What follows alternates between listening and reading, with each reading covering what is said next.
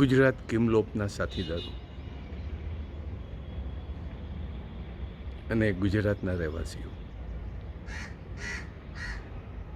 આપણે તમામ લોકો, ખાસ કરીને ગ્રામ્ય વિસ્તારના લોકો અનુભવી ચૂક્યા છીએ કે ગ્રામ્ય વિસ્તારનું વહીવટી તંત્ર એટલે પંચાયત બોડી, તલાટી મંત્રી, તાલુકા પંચાયત, આ કોઈના ઉપર ગ્રામ્યજનોનું નિયંત્રણ નથી. લોકોની ફરિયાદો, લોકોનો આક્રોશ, લોકોની મુશ્કેલીઓ એ નિવારવા માટે કોઈ પ્રયત્ન કરવામાં આવતું નથી. વારંવાર ફરિયાદો કરવા છતાં પણ એ ફરિયાદોને કોઈ ધ્યાનમાં લેતું નથી અને કોઈ ગ્રામ્યજન સેજ આક્રોશ ઠાલવે અથવા તો આક્રોશમાં આવીને કોઈ ફરિયાદ કરે તો સરપંચ અને તલાટી એને તરત જ બેસાડી દે છે. ધાક ધમકી કોઈને કોઈ પ્રકારે. આ ગામડાઓની સ્થિતિ છે. તાજેતરમાં લીંબડી તાલુકાના અમારા કિમલોપના કન્વીનર ભરતભાઈ વસાવલિયા, એમનો એક સંદેશો છે કે સાહેબ, લીંબડી તાલુકાના નાના ટીમલા ગામ એમાં ગટરના ઢાંકણાઓ કોઈ કાઢી જાય છે, તોડી નાખે છે, સફાઈ થતી નથી. અમે વારંવાર તલાટીને ફરિયાદ કરીએ છીએ, સરપંચને ફરિયાદ કરીએ છીએ, પણ અમારી ફરિયાદનો કોઈ ઉકેલ નથી. અને એવું પણ બને છે કે ફરિયાદ કરનાર ઉપર કોઈને કોઈ પ્રકારે દબાણ લાવી અને એને બેસાડી દેવામાં આવે છે. એટલે ભરતભાઈ, આ તમારા જ તાલુકાના નાના ટીમલા ગામનો પ્રશ્ન નથી, પણ આ પ્રશ્ન સમગ્ર ગુજરાતનો છે. ઘણા ખરા વિસ્તારોમાં જ્યાં ભાજપ તરફી, બહુ સ્પષ્ટ વાત થાય છે, ભાજપ તરફી જેટલા સરપંચો છે એ પોતાની હુકમશાહી એ કાયમી ટકાવી રાખે છે. એની સામે કોઈ એક ફરિયાદ પણ કરી શકતું નથી અને ફરિયાદ કરે તો બેસાડી દેવામાં આવે છે. આ પરિસ્થિતિ આપણે ક્યાં સુધી ચલાવી લઈશું?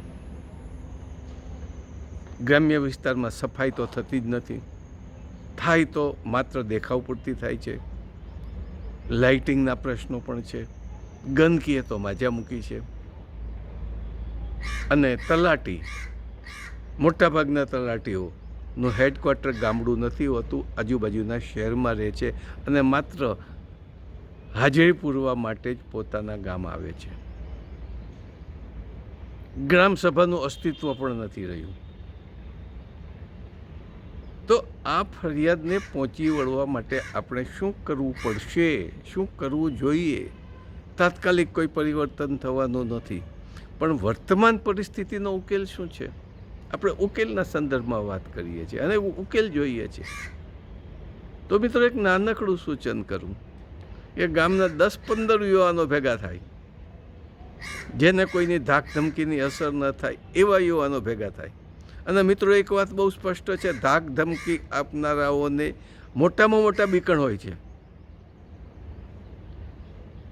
કારણ કે એણે કરેલા ભ્રષ્ટાચારની જો પોલ ખુલે તો એનું તમામ સત્તાઓ જતી રહે. એ ગભરાય છે, તો એનામાં એક ભય પણ છે. તો એ ભય સાચો પણ છે. તો દરેક ગામમાં 5 થી 10 યુવાનો મક્કમપણે ભેગા થાય કે ગામને સુધારવું છે અને એવા આસપાસના 20 ગામ વચ્ચેનું એક સંગઠન કરીએ તો સેજ આપણી પાસે 201 જણાની ફોજ થઈ જાય.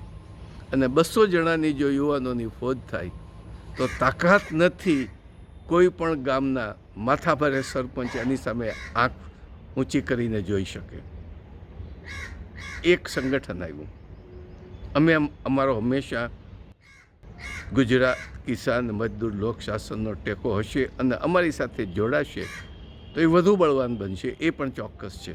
કારણ કે અમારું ગુજરાત કક્ષાનું સંગઠન આકાર લઈ રહ્યું છે, ઝડપથી આગળ વધી રહ્યા છીએ.